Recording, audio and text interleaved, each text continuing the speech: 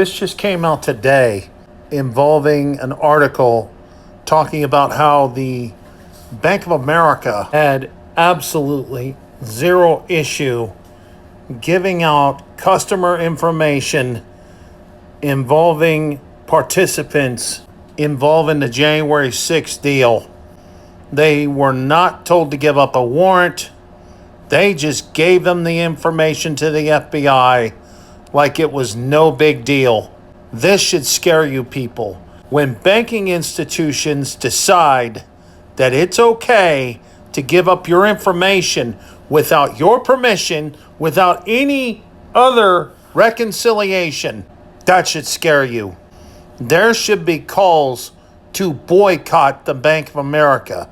And here in just a second, the other part of this video involves a clip where a gentleman in Congress is presenting this striking revelation involving what Bank of America did willingly. Let's make this clear. This was willingly. Willingly give up your information. Willingly not ask for your permission to give up said information. You should be angry. And for those of you who have accounts with Bank of America, I would strongly advise pulling your money out of these banks now. Because if they're willing to give up your information without issue, consequence, or reason, then they're willing to give up the idea that you should have your freedoms. I'm serious. This is a striking revelation, ladies and gentlemen. And I think Americans need to hear it because there are other glimpses of just how the victimization is going on and how it's victimization at scale. This is one fact that struck me. The Bank of America records, the story that Bank of America turned over the credit card transactions, whether for an aircraft or a lodging or the purchase of a cup of coffee, for everyone who decided to come to Washington, to be in Washington area, the Northern Virginia area.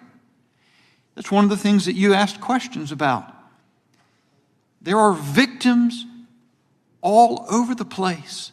All of the people who suffered when the FBI and the Department of Homeland Security got involved in censorship with social media platforms, millions and millions of tweets and narratives being taken down.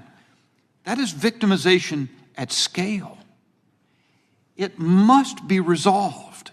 And the fact that those who profess to be most concerned about victimization of people by law enforcement in this country join in the victimization of you. I think that's the takeaway, at least for me, from this hearing.